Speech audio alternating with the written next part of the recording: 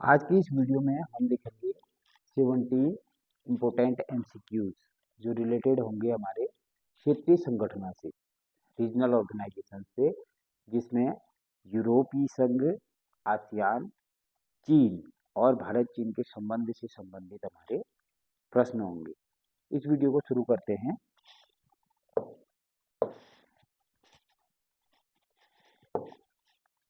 MCQ में चलते हैं। इसका साइज थोड़ा बढ़ा देते हैं। तो 70 एमसीक्यूज हैं। पहले जो है हम मिक्स्ड एमसीक्यूज देखेंगे जो कि रिलेटेड होंगे यूरोपीय संघ से, चीन से, आसियान से और भारत चीन संबंध से। तो इसमें सबसे पहले है कि ईयू का गठन किस संधि से हुआ था। यूरोपीय यूनियन का गठन किस संधि से हुआ था? तो मॉस्ट्रिच संधि इसका सही उत्तर है। दूसरा है कि ईयू की स्थापना कब हुई थी। यूरोपीय संघ की स्थापना हुई कब थी? हुई थी 1992 में, मॉस्ट्रिच संधि के बाद। ईयू की जो मुद्रा है वो क्या है? यूरो। यूरो बनाई गई थी, सभी देशों ने मिलकर एक मुद्रा बनाई, उसको यूरो कहते हैं। यूरो कब लागू हुआ था? इन 1999 2002। ये दोनों इसलिए हैं क्योंकि 1999 में ये आ गई थी, लेकिन करेंसी रूप में नहीं आई थी, ये डिजिटल रूप में आई थी। 2002 में इसके नोट और सिक्के आने भी शुरू हो गई थी। अगला आपका प्रश्न है, ईयू का मुख्यालय कहाँ है? तो ये बेल्जियम के ब्रसेल्स में है। ये है आपका पांचवा क्वेश्चन। ये शेंगेन एग्रीमेंट यानी कि शेंगेन समझौता का क्या मतलब है? टैक्स है, नो पासपोर्ट ट्रेवल है, वॉर है या ट्रेड बैन है? तो इसका जो शेंगेन समझौता था उसमें क्या था कि बिना पासपोर्ट के यूरोपीय जो देश हैं उनमें यात्रा की जा सकती है। किनके द्वारा? जो यूरोपीय संघ से जुड़े देश हैं। अगला है सातवां प्रश्न, ईयू फ्लैग में कुल कितने सितारे हैं? तो ईयू फ्लैग में कुल 12 सुनहरे सितारे हैं। आठवां क्वेश्चन है, 1979 में क्या हुआ था?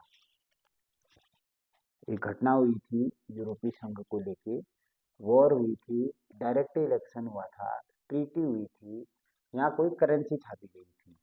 तो 1989 ये 1979 में डायरेक्ट इलेक्शन हुई थी। अब नौवां प्रश्न है, ब्रेग्जिट किस देश से जुड़ा है?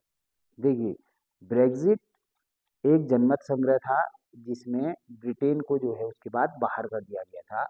2016 में हुआ था ये जुड़ा है यूके से, यानी कि यूनाइटेड किंगडम, यानी कि ब्रिटेन।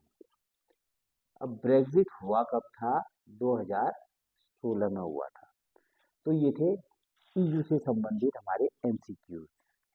आगे के एमसीक्यूज हैं हमारे आसियान से संबंधित। ध्यान से देखना, आसियान की स्थापना कब हुई थी? ये हुई थी 1967 में और 5 देशों ने मिलकर आसियान बनाया था।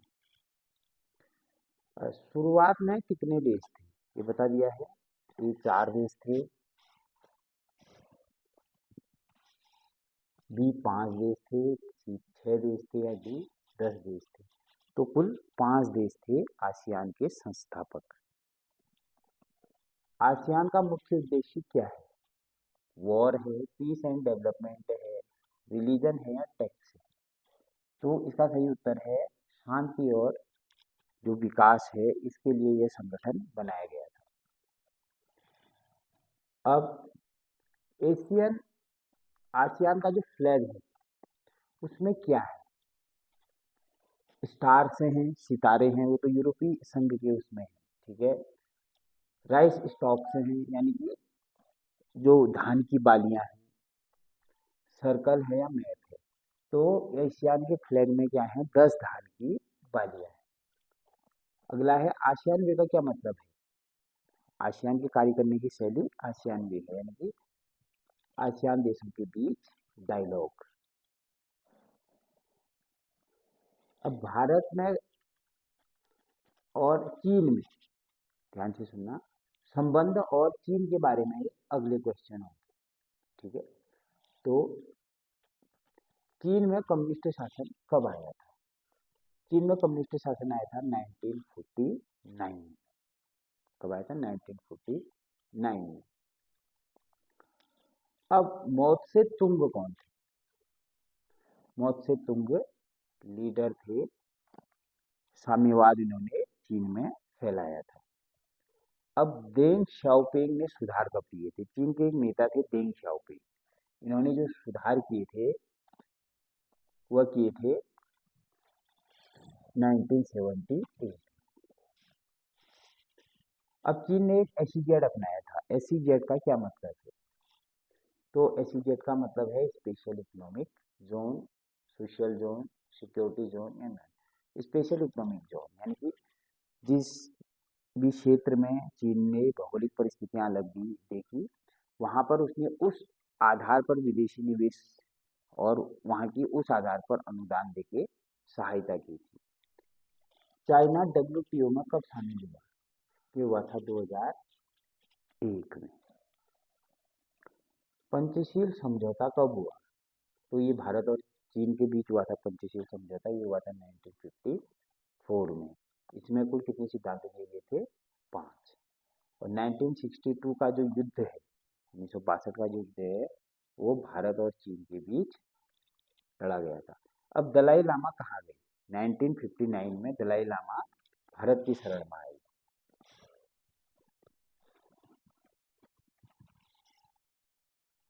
दलाई लामा भारत की शरण में आए। अब है 25वां प्रश्न, तिब्बत पर कब्जा कब हुआ? चीन ने जो तिब्बत पर कब्जा किया था वो किया था 1950 में।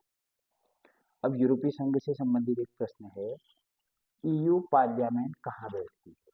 यानी कि जो यूरोपीय संघ की जो पार्लियामेंट है वो कहाँ बैठती है? तो ये स्ट्रासबर्ग में बैठती है। कौन? ईयू की पार्लियामेंट, यानी कि यूरोपीय संसद, संघ की जो संसद है वो स्ट्रासबर्ग, ये है फ्रांस में। ईयू का कोर्ट कहाँ है? ये है लग्जमबर्ग, लग्जमबर्ग सिटी में इसका क्या है? कोर्ट है। जर्मनी का एकीकरण कब हुआ था? 1990 में। क्योंकि शीत युद्ध में जर्मनी दो भागों में बटा था, एक तो पूर्वी जर्मनी था, तो दूसरा पश्चिमी जर्मनी था। और पूर्वी जर्मनी सोवियत संघ के पक्ष में था और पश्चिमी जर्मनी अमेरिका के पक्ष में था। अच्छा, रोम की संधि जिसके बाद ईईसी का गठन हुआ था वो हुई थी 1957 में। ये बहुत महत्वपूर्ण है। यूरोपीय जो संघ है उसके बनने के लिए कौन सी? रोम ट्रीटी। क्योंकि रोम ट्रीटी के बाद क्या बना था? ईईसी बना था। ईईसी का फुल फॉर्म आप पूछ रहा है। तो 30वां प्रश्न है, ईईसी का फुल फॉर्म क्या है? यह है यूरोपियन इकोनॉमिक कम्युनिटी। यहीं पर आंसर दे दिया गया है, अन्य आंसर हमें नहीं देखना है। ये क्या है? Economic community. आसियान में अभी कुल कितने देश हैं? 10 देश हैं। क्या भारत आसियान का सदस्य है? भारत आसियान का सदस्य नहीं है।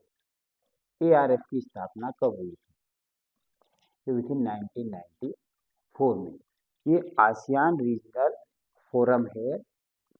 यहाँ पर जो है एक वैश्विक मंच बनाया गया जहाँ से जो है कोई भी देश अपनी बात, अपनी क्षेत्र से संबंधित बात रख सकता है। इसलिए एआरएफ की जो शुरुआत की गई थी 1994 में की गई थी। 34 क्वेश्चन है, आसियान का हेडक्वार्टर कहाँ है? आसियान का जो मुख्यालय है वो कहाँ पर है? वो है आपके इंडोनेशिया के जकार्ता में। भारत ने एक नीति अपनाई थी आसियान को लेकर। भारत और आसियान के संबंधों के बीच पहली जो नीति थी वो लुक ईस्ट पॉलिसी थी। पहले तो भारत ने ध्यान नहीं दिया जब आसियान बना था। बाद में जब ये संगठन बड़ा हुआ तो भारत ने लुक ईस्ट पॉलिसी बनाई थी। कब आई थी? 1991 में। उसके बाद दूसरी पॉलिसी बनाई थी एक्ट ईस्ट पॉलिसी, ये वीडियो में बताया भी गया है। तो एक्ट ईस्ट पॉलिसी कब लागू हुई थी? पहला विकल्प है 2000, 2010, 2014 और 2020। तो 2014 में ये नीति बनी थी। चाइना की ग्रोथ कैसी रही है? Slow, fast, medium, negative. तो ये बहुत फास्ट रहेंगे। ओपन डोर पॉलिसी किसने बनाई थी? डेंग शाओपिंग ने बनाई थी। और व्यापार की जो बाधाएं हैं उनको कम करने के लिए डेंग शाओपिंग ने ओपन डोर पॉलिसी बनाई थी। चाइना को क्या कहा जाता है? फैक्ट्री ऑफ वर्ल्ड भी इस देश को कहा जाता है। चीन की सबसे बड़ी समस्या क्या थी? वो थी उसकी जनसंख्या जो लगातार बढ़ती जा रही थी। इंडिया चाइना के बीच क्या संबंध, क्या समस्याएं हैं? संबंध नहीं है, समस्याएं। समस्याएं बताना है। ट्रेड है यानी व्यापार है, बॉर्डर डिस्प्यूट है यानी कि सीमा विवाद है, भाषा है या कल्चर है। तो ये क्या है? बॉर्डर डिस्प्यूट यानी कि जो सीमा विवाद है वो दोनों के देशों के बीच है। अब अक्षय चीन कहाँ है? इंडिया, चाइना कंट्रोल, नेपाल और भूटान। देखिए पहले भारत में था, 1962 में चीन द्वारा इसको ऑक्यूपाई कर लिया गया था। अक्साई चीन को कब्जा कर लिया गया था। ये क्या है भी चीन के अधीन है। एक नेफा NEFA आज क्या कहलाता है? ये कहलाता है अरुणाचल प्रदेश, जो पहले नेफा के नाम से जाना जाता था। शुरू में एक चला था नारा, हिंदी चीनी भाई भाई। तो क्या है ये? वॉर है, स्लोगन है, ट्रीटी है, करेंसी है। तो ये स्लोगन है यानी कि एक नारा है। 1962 के युद्ध का परिणाम क्या रहा कि चीन इस युद्ध में विजयी हो गया। एक तरफा उसने अक्टूबर 1962 में आक्रमण किया और नवंबर में एक तरफा उसने घोषणा भी कर दी कि युद्ध समाप्त हो गया। EU का मुख्य फायदा क्या है? क्यों बना है? वॉर के लिए, ट्रेड इंक्रीज के लिए, टैक्स के लिए या रिलीजन के लिए? मुख्यतः ट्रेड, व्यापार को बढ़ाने के लिए बना था EU की मुख्य चुनौतियां क्या है? यूनिटी, अनइक्वालिटी, लैंग्वेज या कल्चर। चुनौती क्या है? एकता इसकी चुनौती नहीं है, भाषा भी चुनौती नहीं है, संस्कृति भी चुनौती नहीं है, क्योंकि यूरोप में एक जैसी संस्कृति है, एक जैसी भाषाएं बहुत सारे देश बोलते हैं। तो सबसे बड़ी चुनौती है अनइक्वालिटी यानी असमानता इनकी, इन देशों के बीच। यूरो का क्या फायदा है? यूरो एक मुद्रा थी जो बनाई गई थी यूरोपीय संघ के द्वारा, जो 2002 में जिसे 11 देशों ने अपनाया। फायदा क्या रहा उससे? झगड़ा हुआ, वॉर हुआ, इजी ट्रेवल हुआ, टैक्स हुआ, नन हुआ। यानी कि आसानी से लोग इधर उधर ट्रेवल कर सकते थे, ट्रेड कर सकते थे। तो इजी ट्रेवल एंड ट्रेड भी हम लिख सकते हैं इसको। चलो, शेंगेन का क्या फायदा है? ये है टैक्स है, फ्री मूवमेंट है, वॉर है या बैन है। तो शेंगेन जो समझौता हुआ था वो किस लिए हुआ था? फ्री मूवमेंट के लिए हुआ था। फ्री मूवमेंट कहने का मतलब है कि शेंगेन समझौते के अंदर ये कहा गया था कि जो यूरोपीय संघ के देश हैं वहाँ के नागरिक दूसरे देशों में बिना किसी पासपोर्ट या वीजा के जा सकते हैं। अब है ब्रेग्जिट का क्या कारण था? वॉर था, सोवर्निटी था, कल्चर था या लैंग्वेज था? तो इसका मुख्य जो ब्रेग्जिट कराने का जो मुख्य कारण था वो थी संप्रभुता, जिसके कारण जो है ब्रिटेन को बाहर कर दिया गया था। आसियान का मुख्य फायदा क्या है? जो आसियान बनाया गया था उसका फायदा हम देखेंगे। वॉर था, कॉपरेशन था, ठीक है, टैक्स था या कॉन्फ्लिक्ट था? संघर्ष नहीं था, टैक्स नहीं था, सहयोग था। ठीक है, तो कॉपरेशन क्या हो जाएगा इसका? सहयोग का। आसियान का मुख्य कॉन्सेप्ट है डिवीजन है, यूनिटी है, वॉर है या आइसोलेशन है? यानी कि जो आसियान है उसका जो मुख्य जो कॉन्सेप्ट है, जो संकल्प है वो क्या है? यूनिटी बनाना, विभाजन नहीं, ठीक है, वॉर नहीं है, अलग थलग करना नहीं है, बल्कि क्या है? यूनिटी है। जो आसियान फ्लैग है उसके राइज का क्या मतलब है? 10 दान की बालियां हैं उसमें, तो उसका अर्थ है यूनिटी। अब आसियान की ग्रोथ कैसे रही है? स्लो रही है, फास्ट रही है, नेगेटिव रही है, जीरो रही है? तो बहुत फास्ट रही है ये। अब आसियान का FTA जो है, ठीक है, फ्री ट्रेड एग्रीमेंट, मुक्त व्यापार समझौता, किससे संबंधित है? ट्रेड से है, क्योंकि T से ट्रेड है। F FTA।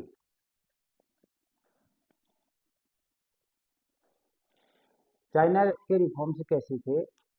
सडन थे, यानी एकदम से, ग्रेजुअली थे, ठीक है, या धीरे धीरे थे, ठीक है, या नो चेंज थे, या शॉक थे, यानी ग्रेजुअल यानी कि धीरे धीरे थे।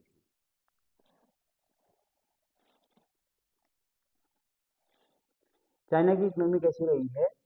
कैपिटलिस्ट, सोशलिस्ट, मिक्स्ड या एग्रीकल्चरल? तो इसकी जो इकोनॉमी रही है वो काफ़ी जो है दोनों को निर्भर रही है, कैपिटलिस्ट और सोशलिस्ट, यानी कि सामाजिक संबंधों से समाजवाद और जो व्यापारिक उससे है पूंजीवाद, यानी कि दोनों का मिक्स इसमें पाया जाएगा। 58 क्वेश्चन है आपका, इंडिया चाइना के इश्यू क्या हैं? जो भारत और चीन है उसके इश्यू क्या हैं? कल्चर है, ट्रस्ट डिफिसिट है, यानी कि विश्वास में कमी है, लैंग्वेज है, या धर्म है? तो भारत और चीन के बीच सबसे बड़ा जो इश्यू है इनमें विश्वास की कमी है, यानी कि ट्रस्ट डिफिसिट इसका सही आंसर है। 59 क्वेश्चन है आपका, दलाई लामा कौन थे? तो दलाई लामा कौन थे? साइंटिस्ट थे, स्पिरिचुअल लीडर थे, सोल्जर थे, या पॉलिटिशियन थे? ये तिब्बत के धार्मिक गुरु थे दलाई लामा। अब तिब्बत इशू क्यों महत्वपूर्ण है? व्यापार के लिए, कॉन्फ्लिक्ट कॉज, कल्चर या टूरिज्म, यानी कि संघर्ष का कारण बना था भारत और चीन के बीच तिब्बत। अब ईयू की आइडेंटिटी कैसी है? ईयू की जो पहचान है वो वैश्विक स्तर पर काफी स्ट्रॉन्ग है, तो बी आंसर आ जाएगा। अगला 62 क्वेश्चन है, ईयू ने क्या बनाए रखा है? ईयू ने आपस में पीस बनाए रखा है, यानी कि शांति बनाए रखी है, वॉर नहीं है, कॉन्फ्लिक्ट नहीं है, आइसोलेशन नहीं है। ईयू की सबसे बड़ा चैलेंज क्या है? यहाँ की डाइवर्सिटी है, यहाँ की विविधता है, क्योंकि हर देश अलग अलग है यहाँ पर। जो आसियान है उसमें पीस कैसी है? वीक है, स्टेबल है, वॉर है, या नन है? तो आसियान में जो पीस है वो स्टेबल है। 65 क्वेश्चन है आपका, आसियान डिप्लोमेसी किस पर आधारित है? हमने बताया था कि आसियान की जो डिप्लोमेसी है उसको हम आसियान वे कहते हैं, और ये किस पर आधारित है? डायलॉग, यानी कि बातचीत पर आधारित है। अब चाइना की इकोनॉमी कैसी रही है? पुअर रही है, गरीब रही है, ग्लोबल पावर की रही है, वीक रही है, स्लो रही है? तो ये ग्लोबल पावर की इकोनॉमी रही है। WTO क्या है? इसका फुल फॉर्म है वर्ल्ड ट्रेड ऑर्गेनाइजेशन। तो ये ट्रेड बॉडी है, यानी कि व्यापारिक संस्था जिसको हम कह सकते हैं। ईयू की जो पार्लियामेंट है कैसी है? इलेक्टेड है। 1979 में यहाँ पर मतदान कराए गए थे। उससे पहले ईयू में लोगों द्वारा जो है प्रतिनिधि नहीं भेजे जाते थे, सरकार अपने प्रतिनिधि भेजती थी। अब ईयू के झंडे पर बने जो सितारे हैं वो क्या दर्शाते हैं? कंट्रीज दर्शाते हैं? बिल्कुल नहीं दर्शाते, ये यूनिटी को दर्शाते हैं, यानी कि एकता को दर्शाते हैं। अगला है फाइनल आइडिया क्या है? फाइनल आइडिया क्या है? यूनिटी इज स्ट्रेंथ, ठीक है, यानी एकता में ही बल है। ये किससे संदर्भित है? ईयू से संदर्भित है, कि ईयू का फाइनल आइडिया क्या है? ये मानता है कि यूनिटी इज स्ट्रेंथ, यानी कि एकता में बल होता है। तो ये थे 70 क्वेश्चन। उसके आगे हम देखेंगे अगले आने वाली वीडियोस में कि इमर्जिंग पावर ऑफ वर्ल्ड, वो कोरिया के बारे में, दक्षिण कोरिया और जापान के बारे में, और अन्य क्षेत्रीय संगठनों के बारे में।